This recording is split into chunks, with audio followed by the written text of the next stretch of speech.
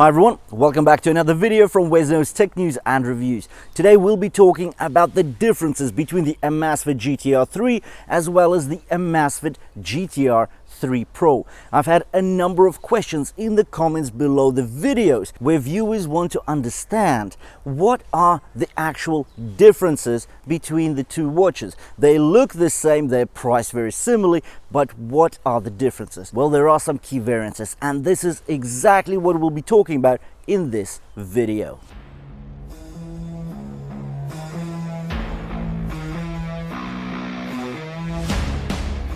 So let's talk about price. The GTR3 will set you back £150 or around 200 bucks. The GTR3 Pro will set you back £180 or around 230 bucks. So the difference is not all that great. You're looking at about £30 and $30 to $40 difference between the two models. But where are the variants? So I will keep this video very specific and concise. So specifically explaining the differences between these two watches. But at the end of the video, as well as above me, I will leave links to the comprehensive reviews of the AMAZFIT GTR3 as well as the AMAZFIT GTR3 Pro. So first of all, let's start off with the design differences. Then we'll talk about the display differences, and then we'll be going into the features and functions differences. Without further ado, let's do it. Okay, so if we look at the watch case, the weight, the watch case material is the same for the GTR3 as well as the GTR3 Pro. The difference lies in the dimensions. So if the GTR3 actually gives you 45.8 by 45.8 millimeters and it's 10.8 millimeters thick, you get on the Pro slightly larger dimensions for the case. So instead of the 45.8, you get 46 by 46 millimeters. But again, a difference of 0.2 of a millimeter. Most likely you won't notice it with just your naked eye. Also, it is slightly thinner at just 10.7 millimeters up on your wrist. So again, a difference of 0.1 millimeters. Very unlikely you'll notice any difference at all. But now let's talk about the display differences, because there are quite a few. So with the GTR3, you get 1.39 inches. But with the AMAZFIT GTR3 Pro, you get 1.45 inches. So you get much thinner bezels on pretty much the same watch case. The 1.45 inches is the biggest circular display you can get today on the market. It's larger than the Samsung Watch 4. It's larger than the Huawei Watch 3.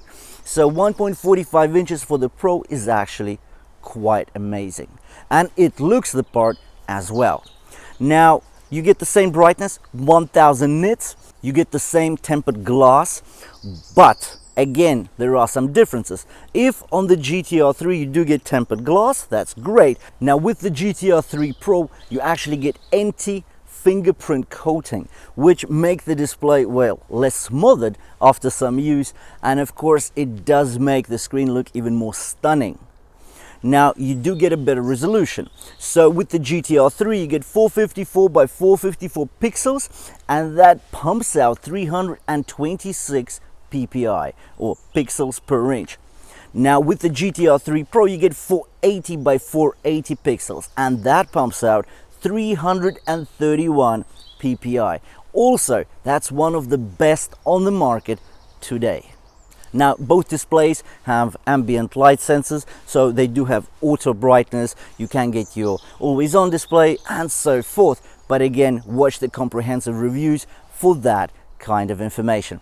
Anyway, let's get on to the differences in the features and functions between the GTR3 and the 3 Pro. In regards to features, on the 3 Pro you get a temperature sensor. You don't have that on the GTR3. You also get an inbuilt speaker on the 3 Pro. Now with the 3, you've got the microphone into which you can voice your offline voice commands, where you can actually say to the watch to open apps, to skip songs, to start sport modes, etc. Or ask Alexa to record your shopping list, set up an alarm, ask a question, or ask it for a translation. So you get the microphone for speaking into the watch, but on the GTR3 you don't get a speaker to get anything back. With the 3 Pro you do get a speaker, so when connected via Bluetooth with your smartphone, you can actually take phone calls right off your wrist, and the quality of the speaker is excellent. So you will be able to speak quite clearly into your watch. You will hear the other person on the line clearly, quite loudly as well, and you can of course adjust the volume. You can actually listen to music off your watch as well. Also on the 3 Pro you actually get inbuilt storage. You get 4 GB of allocated storage for your media files. Now of course about 1 GB of that 4 will be used up for system files, but you're still left with about 3 GB for media downloads, podcasts, music, just something to keep you entertained on your runs or on your cycles when you don't have your smartphone with you. Now with the GTR3 you simply don't have any inbuilt storage.